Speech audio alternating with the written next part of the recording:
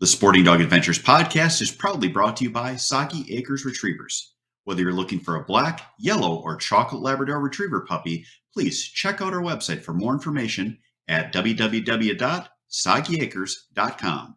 You can also email Jeff at sportingdogtv@gmail.com or call 262-215-9683. And remember, everyone deserves a soggy dog.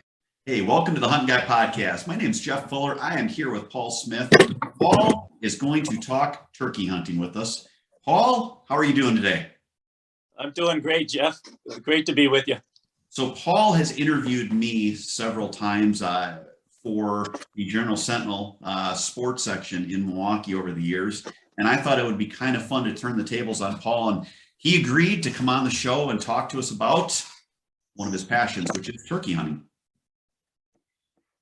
Jeff, like I suppose a lot of your listeners and viewers, I grew up at a time when there were no wild turkeys in Wisconsin, and I grew up, we hunted pheasants and waterfowl, squirrels, rabbits in southern Wisconsin.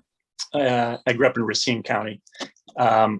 Any case, the only turkey hunting that was part of my life was reading about it in magazines. So when this bird got reintroduced to Wisconsin and the spring turkey hunting started, I was addicted from the first gobble I ever heard. And so, yeah, it really sent me into a trajectory. I could not, I was just overwhelmed with sitting in the spring woods. We never hunted in the spring.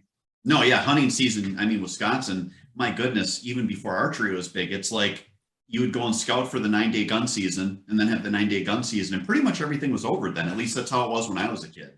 Oh, absolutely. We would hunt the late bow season for deer. So into the, late December. But the spring thing, when you're out and the migrating birds are coming through the woods and you've got wildflowers blooming around you, and then this bird that got reintroduced to the state, the wild turkey, was different than any other. We would call for ducks when we're waterfowl hunting, but when we would hear a feeding chuckle or from on high, or we never really felt like that bird was talking back to us. But this turkey hunting thing, you start, calling to them, and when that first gobbler responds to you, and that was your yelp or cluck or whatever that caused that gobble. It's a whole different hunting experience, and so I loved it from the very beginning. Absolutely was. You want to talk about what a great conservation success story. Turkey hunting in general, like you said, I don't even know when it became big in Wisconsin, because I always hunted northern Wisconsin and there weren't any birds up there for the longest time. I think I shot my first bird probably about 14 years ago. And that was in northern Wisconsin. And there's still some birds up there. It's fun because you can do the run and gun where you're on public land and you can get on logging roads and just kind of call until you get a response. And you don't get often where you get lots of responses, but it's just fun because it's good exercise.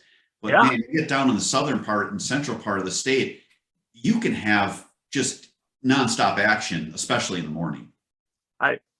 I first couple of years I hunted was on public land in the southern Kettle Moraine State Forest, and I would go miles chasing gobbles, and there really weren't many other hunters at the time either. So I always felt good about that. Then I started going to southwestern Wisconsin, Vernon County, especially, where I used to trout fish, and I got to know some of the locals.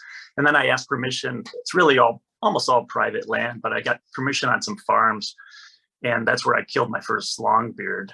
And I remember once I had that bird in my hands. It had started out to be a really foggy morning, and by the time I got the bird, the sun was breaking through, and the iridescent colors on the turkey's feathers, and just the look of its wings and the beard. I think I spent like an hour just admiring this bird that I got. It was a big, heavy bird in the first period. And I was just totally addicted. I started on a trajectory where it wasn't enough just to hunt in Wisconsin. And like in my 4th year, I hunted in 7 states.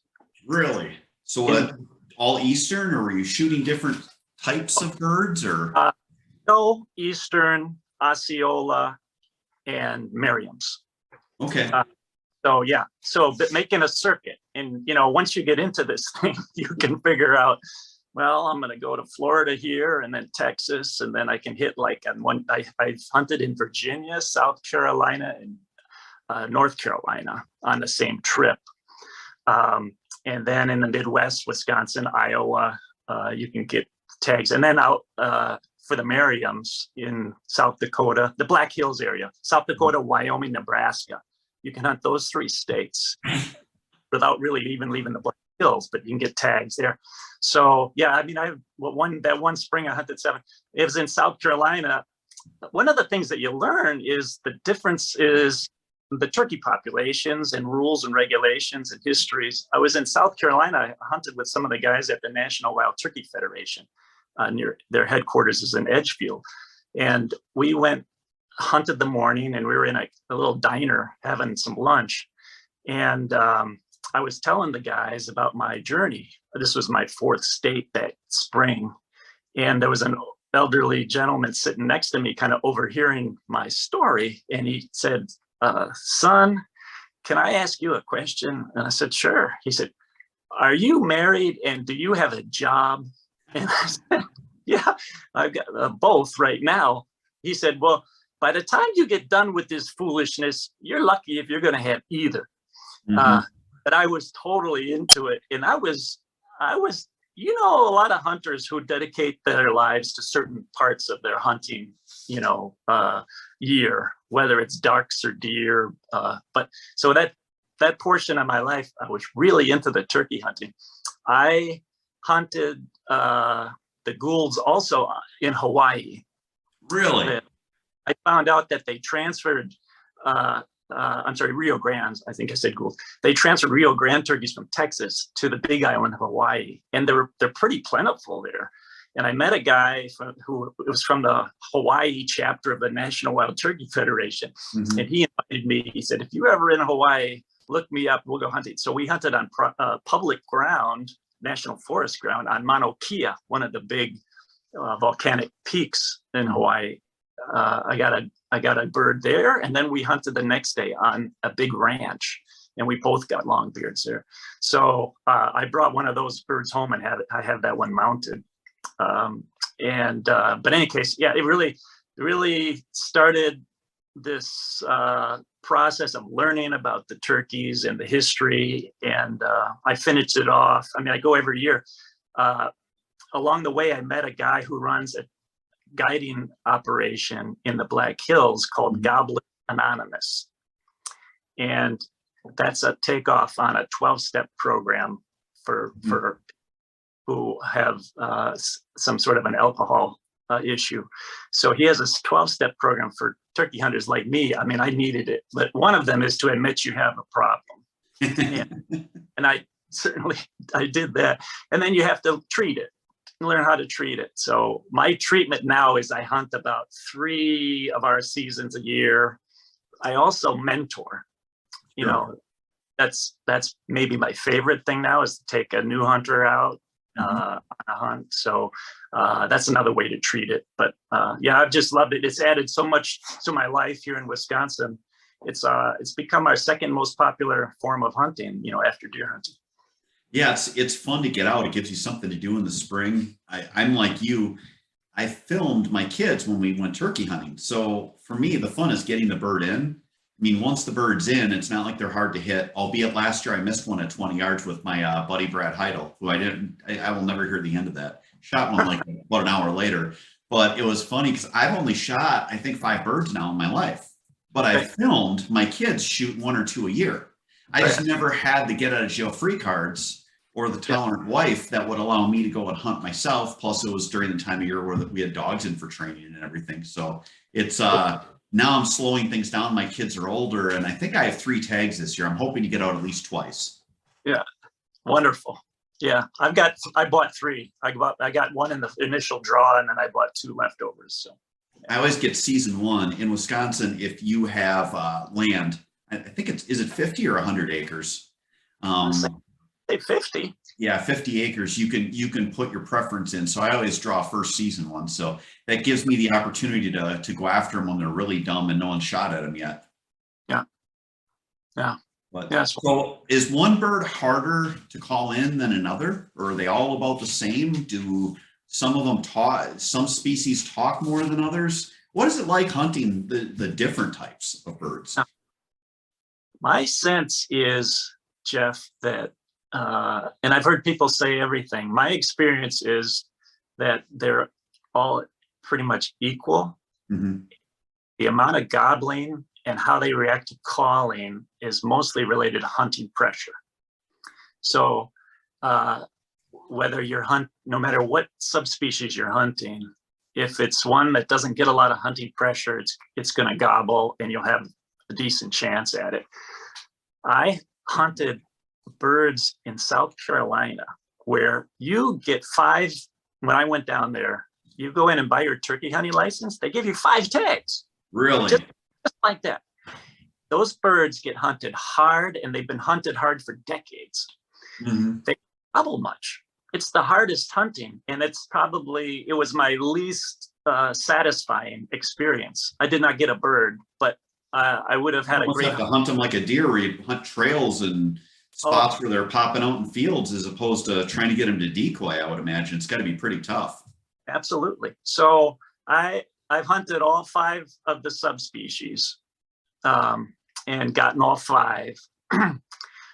There's also that ocellated turkey down in Baja, or in the Mayan area of Mexico and Central America. It's really not a turkey, but some people go down there and hunt it. It's that bird that's got more like a peacock fan. Okay. It really long spurs. It's like a distant cousin of the wild turkey. This is how I like to describe it. But in any case, so the 5 are the Eastern, the Merriams, the Goulds, the Osceola, and the Rio Grande. And the Goulds is mostly in the Sierra Madre Mountains of Mexico and a little bit up into New Mexico and Arizona. Mm-hmm. It also it's a beautiful, I like the Merriams, the way they look. The Merriams and the Goulds have that wider rim around their tail fan. Sure, yep. And the Goulds, the feathers at the very tip, they're like eyelashes. So it's really, so I went down there with a group of guys from Wisconsin. We flew to Zacatecas, Mexico, and hunted on this ranch for those birds. They gobbled, and we would hear gobbles. It's big, open, sort of canyon territory, and you could hear gobbles from a couple of miles.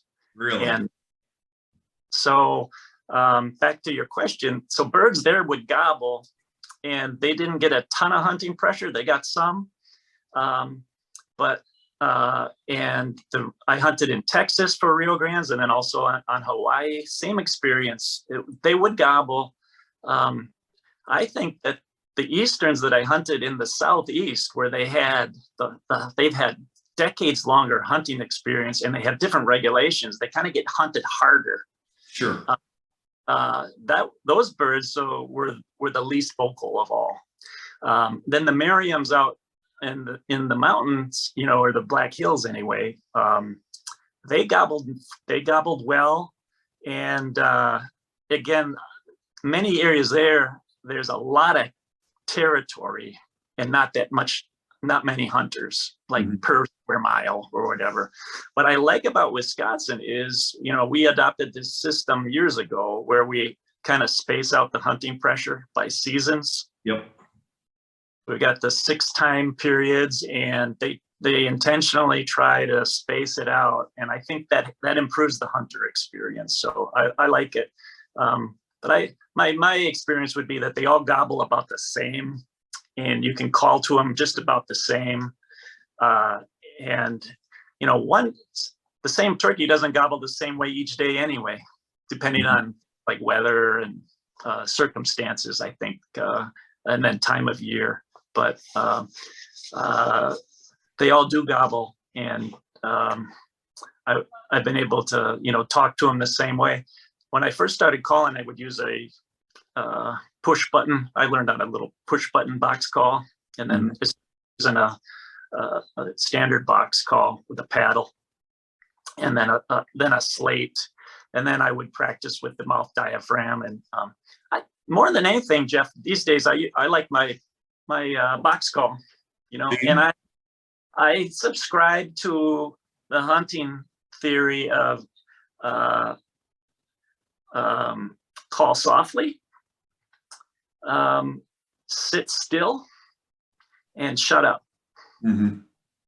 And once you get a bird that's responded to you and it's looking for you, that's the best, because if you stay still, if you're busted, the game's over. But once I get contact with a gobbler, I love to hear him gobble, but I err on the side of calling less, because I want that bird. I've been told that if you overcall, it's not natural, and that you can actually get it to the point where they don't want to come in. I was also told always, up where my hunting property is, there's a river bottom, and I was told that turkeys will not come across the river, like they don't like to fly. And that is complete BS, because I had that one year hens and toms come from like a mile away, and that's a big bird. When you're in a blind and you can't see around and they land by you, it kind of scares the holy crap out of you. They make quite the ruckus. So it's funny, because I learned that 2 years ago, and then last year I got my bird on a different property, so I didn't hunt that property, and I'm looking forward to eventually going back up and getting these birds to it's like 20 feet of creek, getting them just to pop over the creek and getting that experience would be kind of fun. If you got a bird to fly in like that, that's something to remember. That's fantastic. Yeah, I don't know. I probably sound awful on my calls. I don't have it very much perfected. I know the one thing I enjoy doing is cutting off hens and pissing off the hens and getting them where they're just angry and they're like coming at you. That's always a fun thing. I've had hens come in and start pecking my decoys and attacking my decoys. It didn't end up getting a tom, but it was just I was bored, and I'm like, I wonder if I can get her to come in. So yeah, I kind of, every time she would talk, I would cut her off when she was in mid sentence. That's great practice. Great practice. So as far as Wisconsin goes, you and I were talking, there's different parts of the state and there's different zones. I know I told you zone 2 is a pain in my backside, because I've got property all the way up in Green Lake County, which is the central part of the state. And I'm in zone 2, and it is so hard to get extra tags and to even get my kids tags before like season 3 or 4, because of the amount of hunters that are in zone 2. Are they ever looking at changing things in our state? Yeah, I think they look at it constantly for changing things, but the turkey hunter survey that goes out from the DNR has historically shown a very good satisfaction with the way things are. So I think they're hesitant to just make a change, but I know they do look at it. They do evaluate it. One potential could be to change the way zone 2 is set up, the geography of it. You know what I mean? I think almost like it looks like a gerrymandered political zone, the way with how far it goes. It does. And so that could be one way, but right now the DNR doesn't have a person in charge of turkeys. That position went vacant about a year and a half ago, I want to say, and they had some people filling in, but I'd like to see that position get filled and somebody be able to stay in it for a while and talk about things like that. I think this is probably the zone 2 issue is probably it's arguably the largest area of dissatisfaction among hunters is how hard it is to get a tag. Yeah, like zone one, I mean, my goodness, you can just about get a tag every season if you really wanted. Yeah. It's because there's just that few hunters that hunt that zone, and it's a giant zone. Yeah. Yeah. Yeah. Yeah. So, when I started hunting, the season was 5 days, and the hunting ended each day. So it was Wednesday to Sunday. Then the birds got a break Monday and Tuesday. And the hunting each day ended at noon. And to be honest, I like that the best, because I would, like everybody, get up real early, try to find a bird on the roost, start calling, and whatever happened. And I would hunt till noon if I didn't get something. And then I'd go in and take it. I'd go back. I used to camp a lot in the early days at a campground in Avalanche, Wisconsin. That's in Vernon County, right next to the West Fork of the Kickapoo River. I'd go back, crawl in my tent and take a nap, and then wake up in an hour or something, go trout fishing. And then as evening came on, I would start doing a little scouting for the next day. To me, that was, now we hunt 7-day periods, and you can hunt all day basically, which is great. I mean, it provides more opportunity for people who maybe have to work and they have to get a hunt in before or after work. I understand this allows more flexibility that way. But it's, I actually preferred the old way, just from my personal, any case, I really like that southwestern part of the state with the coulees, and that's where they first reintroduced the birds when they brought them in from Missouri, was in a portion of Vernon County. And you get over in that country and you really, it's just a special experience in the spring. Now, did they release birds in all parts of the state, or did the birds thrive so much that they spread throughout the state by themselves? Yeah, it was a combination. I was just looking at a folder I had today before we talked, and I found a story that I wrote in 2004 of a turkey release in near Big Muskego Lake in southeast Wisconsin here. They released 5 hens. Those were birds that they captured elsewhere in Wisconsin and drove them over and released them to help the spread. But the initial birds that came from Missouri, we needed those to jumpstart this recovery. Previous attempts with pen-raised birds or semi-domesticated turkeys did not succeed. The birds just couldn't make it in the wild. So what we needed was these wild birds to be brought in from Missouri in the late 70s. And Wisconsin had a trade program with the state of Missouri. We gave them some rough grouse, and they gave us wild turkeys. Those wild turkeys did really well, and they started to multiply, Jeff. And but the DNR and the National Wild Turkey Federation did do what they call trap and transfer in the state. So that as that flock started to build in the Southwest, they would take a few birds each year and start seeding them around in other. So eventually, now we have them in all 72 counties. But so that the birds did it. Is the northern part of the state, will that get more birds, or is it? I guess do they feel every area is at a certain carrying capacity on birds, or is it expected to grow more even further in different areas where there's less birds, or how do you have any knowledge on that? I think what we're at now is the birds are showing us how many the state can hold. Sure. Okay. And it's come down. I mean, with a lot of these reintroductions, the numbers, the population goes, it kind of overshoots the carrying capacity, and then it come down a little bit and stabilize. And that's where we're at now. We're lower than we used to be, but they didn't expect these birds to even live in Ashland County, in our north in Wisconsin, and they are. So they've exceeded expectations. I don't believe that they're going to do any more trap and transfers to try to increase populations anywhere. I think the birds now are on their own. They have been documented in all 72 counties. I've seen them in downtown Milwaukee, like right on the sidewalk in front of the Milwaukee Arena, That's crazy. walking around. And in suburban Milwaukee, like Wauwatosa, they actually, some of the mail carriers are afraid to walk down some streets because the turkeys are, you get a group of jakes or whatever that sort of start to get a little aggressive. So they are everywhere. And I think we're at a point now where they're going to show us how many turkeys we're going to have in the future.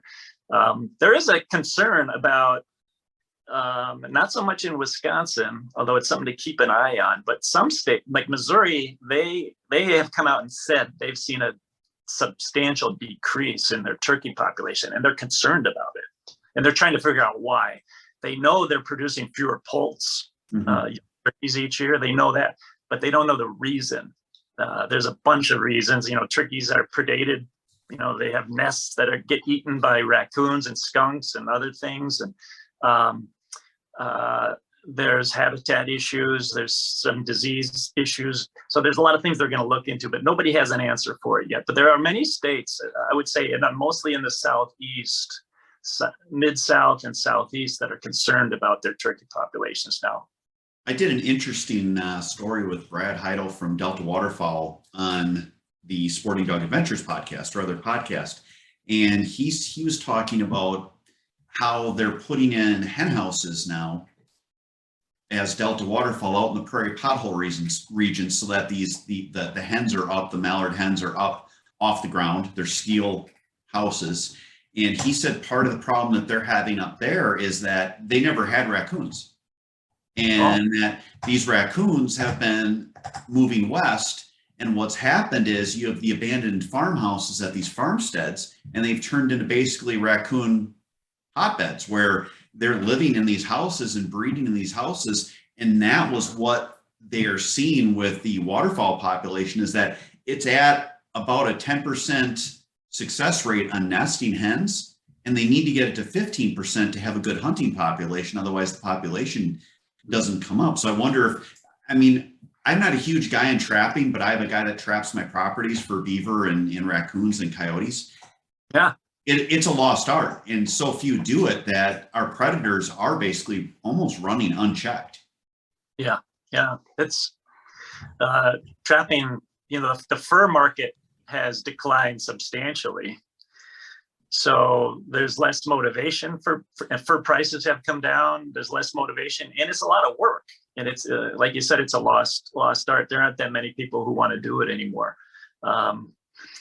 I think what a lot of the wildlife biologists will say is that habitat is the most critical factor. Mm-hmm. So you got to have the right habitat for the birds to nest in, to raise their young, to overwinter.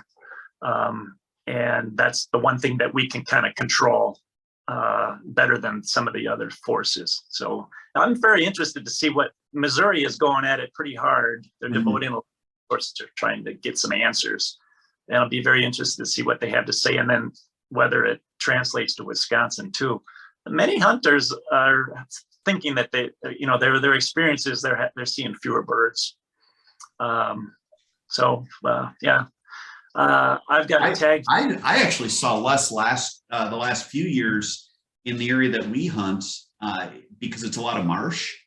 And honestly, I'm not obviously a turkey biologist or even stayed at a Holiday Inn Express last night. But what I think happened was the birds were laying their nests, and then we had so many times we had high water that it was taking their nests out, because it went from where you would get up in the morning, there was always like 3 areas that you'd hear the birds coming from where they roosted. And that one year I only heard one bird.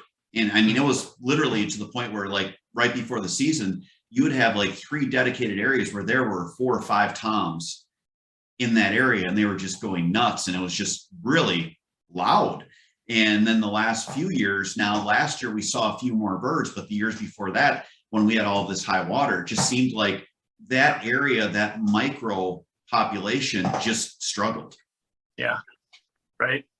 I could definitely see that.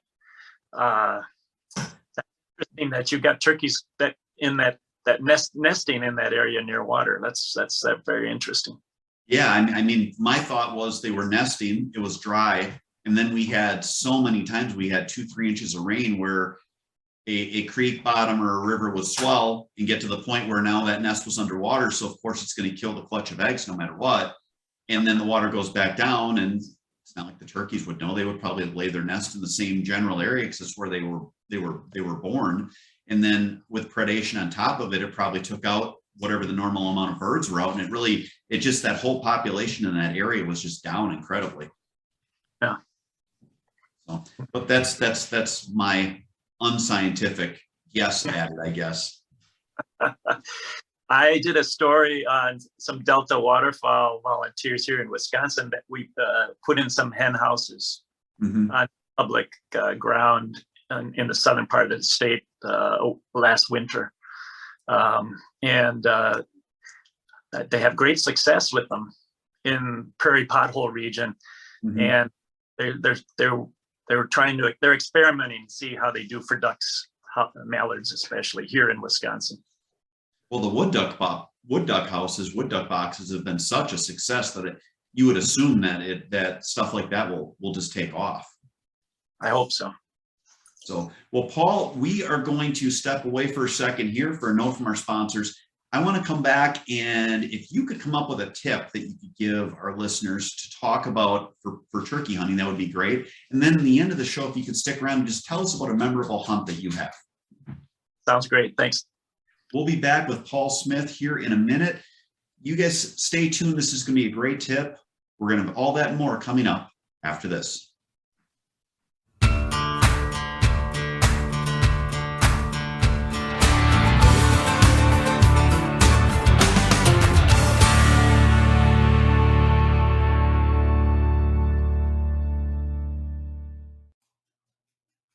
If you love the shooting sports like I do, you need to check out our friends at Mech Outdoors.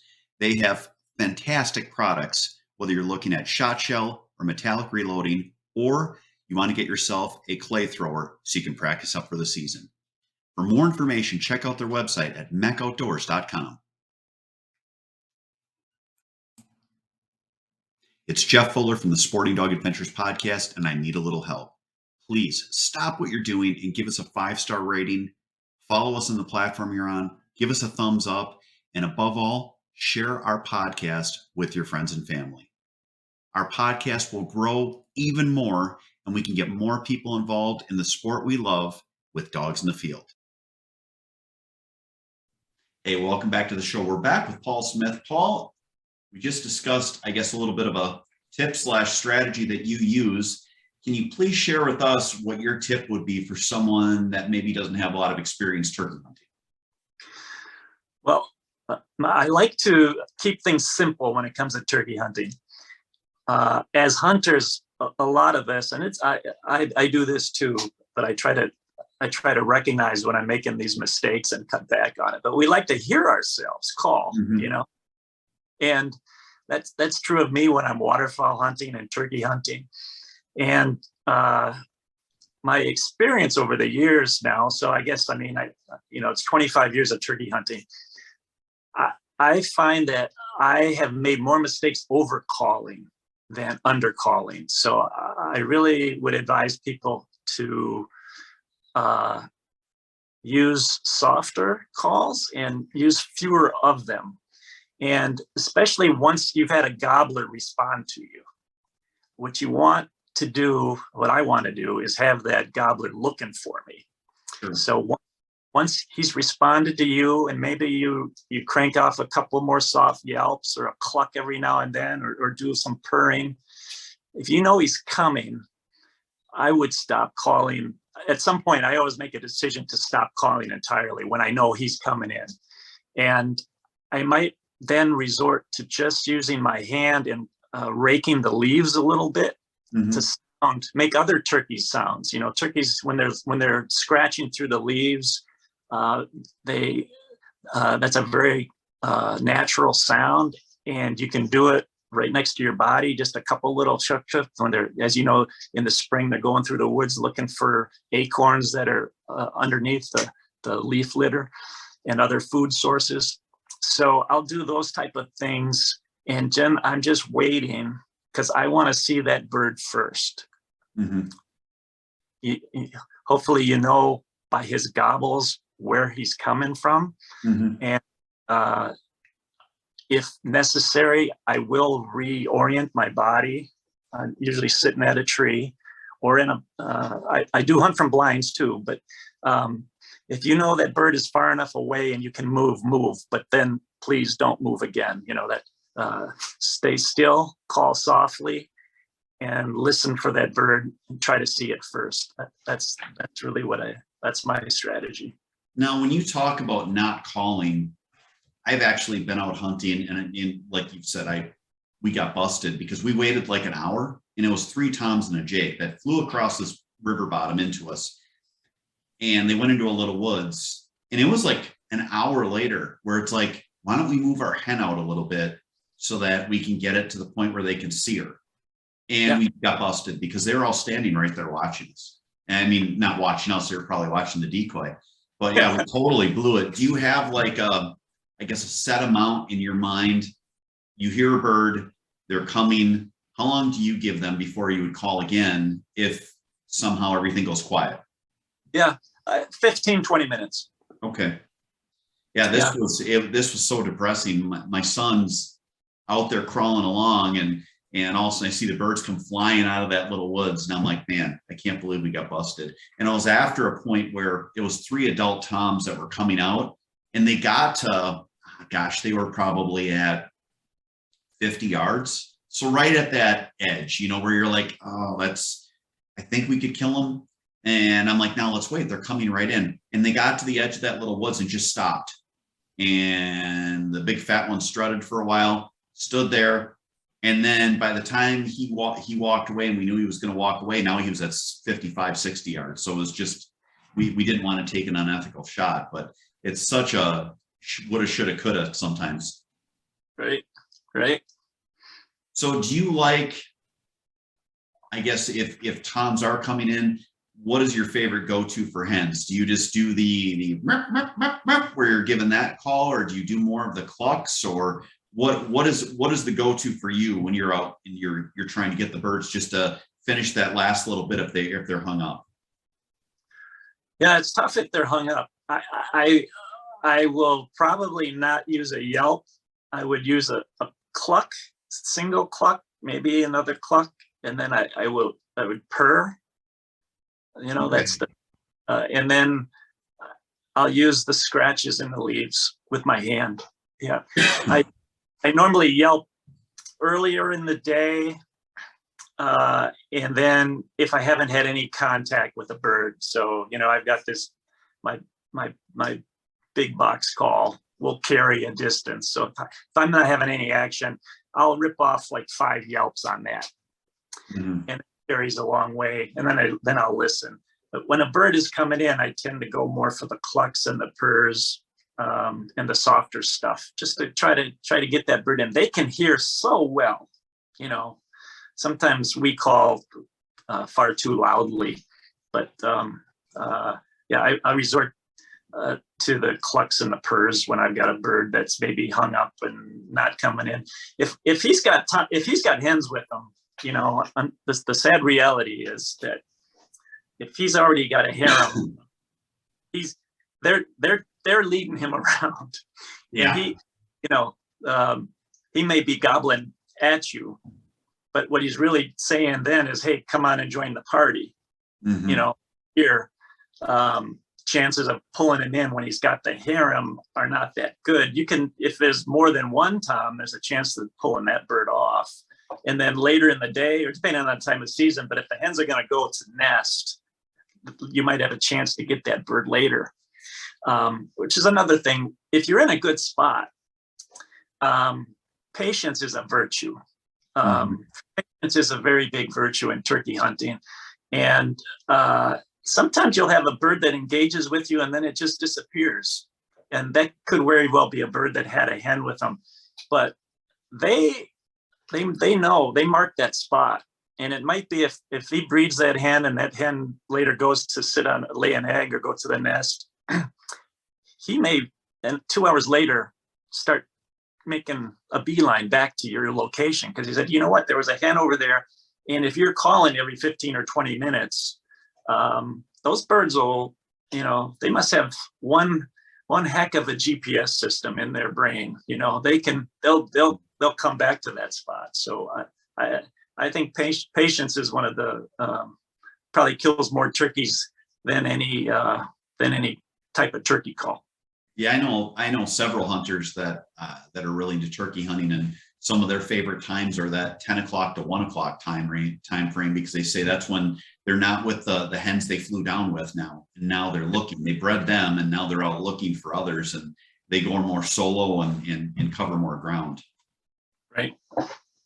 So, well, that is some good advice. Hopefully, I'll get to use it a little bit this year. I've got my 3 tags. Hopefully, I get to go at least one season. Usually, I have the best of intentions with my turkey hunting, and then it's dog training time of year, so I end up where I can't go. But it's something where I'm hopeful. I enjoy our properties aren't the best for turkey hunting, but it's just fun because they're our properties. So we get to go and just enjoy it. And last year, my son and we had one where we shot the bird and he covered, I don't know how many miles he covered in front of us, strutting back and forth.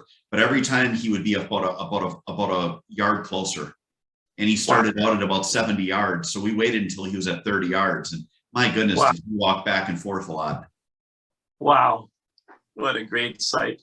Yeah, they're such a beautiful bird. I mean, they look so much bigger. They look like they weigh about 50 pounds compared to the 25 pounds that they weigh ultimately when you've got an adult tom. Yeah. Amazing. Heaviest one I've ever gotten was 26 and a half. Really? Okay. A lot of the mature toms are in that 22 to 25 pound range, and yeah, they probably look twice that large once they're all puffed up like a beach ball. They absolutely do. So, Paul, do you have a fun story you can tell us after the break? Yeah, you betcha. All right. So Paul's going to be back with us after the break. We're going to talk about one of his most memorable hunts he's had in the field on turkey season. We're going to have all that and more coming up after this.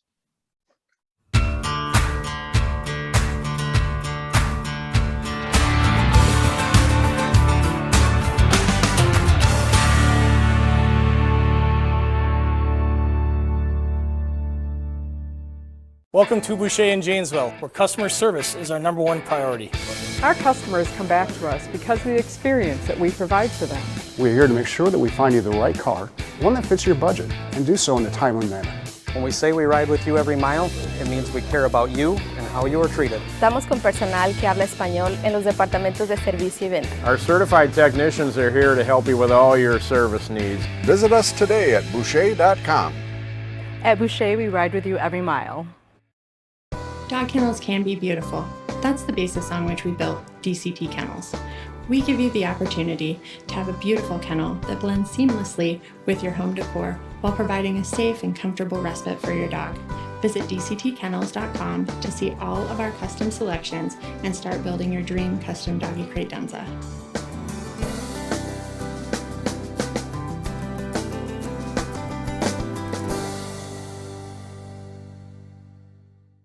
Hey, welcome back to the show. We're back with Paul Smith. Paul, what is your most memorable bird or hunt that you've had in turkey season? I gotta say, my most memorable hunt was the first turkey I ever killed. And I had hunted for 2 years by myself, trying to learn the turkey hunting game, and without success. And so this third year, I was hunting in Vernon County, and it was an area that I'd gotten to know some of the locals through camping out there and trout fishing mostly. And one of the local guys, he grew up there, named Roger Widener Jr. in Avalanche, Wisconsin. They ran the West Fork Sportsman's Club. So I joined there and they would let me camp on their grounds. This was the time period when we had a 5-day season. So Wednesday, Sunday. I hunted by myself out there Wednesday, Thursday, Friday, and Saturday. And I had a couple of close encounters. And I mean, I was making every mistake that you can make. I was standing up when birds were coming in quietly, and I should have had more patience. I was getting too close to their roost sites. I had birds roosted. You know, I knew exactly the tree they were in, and I tried in the cover of darkness to get in, you know, with like 50 yards rather than 100 yards away, and busting them out of the roost. I'd made the mistakes that we all make when we're learning. So 4 days went by and I hadn't had a bird. I went in and I talked to Raji. He and his wife ran a little general store right in the town of Avalanche there. And I told him what had been going on. He goes, well, what are you doing in the morning? And I said, well, I'm probably going to go try and do the same thing. He goes, well, how about if I come with you? And so I said, well, that'd be great. So we met at the store like at 4 o'clock, and he said, there's a property here that I want to try. There's a big old tom that roosts on this hillside just about every night. And I said, great. So we hiked up this ridge, and I sat at the base of a big tree, and he said, I'm going to be 30 yards behind you, and I'm going to be calling from there, which is a turkey strategy where the caller is back behind the shooter. And first time I'd ever known about it. And so I said, great. It was a foggy morning, and this is in the Kickapoo River Valley there. And there was a farmstead not too far away with a hound dog that would just start bellowing like every 10 minutes. And before it even started to get a little bit light, that hound dog went off at something, and sure enough, a turkey gobbled about 7 yards away. That was the first time we knew a bird was nearby. And Roger, who was sitting behind me, hadn't even called yet. So this was perfect. We knew where the bird was. The bird didn't know where we were. So he started, about 10 minutes after that, he started doing real soft, just like tree yelps, you know, yes, very soft yelps. It's just 1 or 2, 3 at the most. And the bird gobbled one more time. And it started to get light out. And I heard Raji behind me take his hat off and go, pop, pop, pop, pop, pop, pop, pop. He was doing this simulated fly down. And he was trying to get the gobbler to think that a hen just flew down right where we were. And then he started to, so when he started shaking his hat, I'm sitting there and I had no idea what's going on behind me. I basically just jumped up, and, you know, I was scared the hell out of me. Anyway, I sit back down, and the woods were so damp from that fog that this gobbler was able to fly down, heard it fly down, but I could not hear it walk. And it didn't gobble again. He gobbled a total of 2 times. One when that hound dog was sounding off, and then another time after Raji had yelped. And an hour went by. Roger was doing some soft calling periodically. He was also scratching the leaves with his hand. An hour passed, and he then figured that nothing was going on. I couldn't see anything. He got up to walk over by me, and the gobbler was 30 yards away behind a downed tree, and it flew away. Oh, heartbreaking. Wow. We both looked at each other. Because of the conditions, we just didn't know that bird was there. Sure. Smart old bird. If it had just gobbled a couple more times, we would have sat still, and it probably would have gotten into an opening, and it would have been a dead bird. So now it's like we're an hour and a half into the day. He said, let's relocate. So we got to a different spot, and on the lower end of a pasture, we could see a tom strutted out about a half a mile away. And so we got down into a brush line and Roger started, he was doing all the calling. And that bird went from strutting, put its tail feathers down, picked its head up. It was like it was hearing our calling, and it started, you know how a turkey can run into this little jog? I mean, they can cover some ground. That bird showed up in 7 minutes right in front of us, and I shot it. And it was a 26.5 pounder with a 11-inch beard and 1.5 spurs. So in the turkey hunting world, it was my first turkey, and I would have been happy with anyone, but it actually qualified for the NWTF. They have a record book, like a minimum qualification points for those 3 attributes. So that was just my, you go on a day of hunting from having some great disappointment to being able to fulfill your first tag. So that's a turkey hunting day that I'll never forget.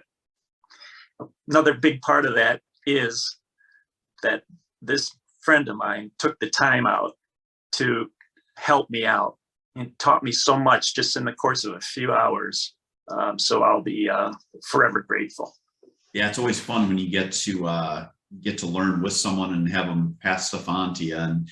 And that's when you look at hunting and you look at the sport of hunting, what I always try to tell people is we have to grow the sport. You got to take people out with you and get more people involved, whether it's mentoring or anything else.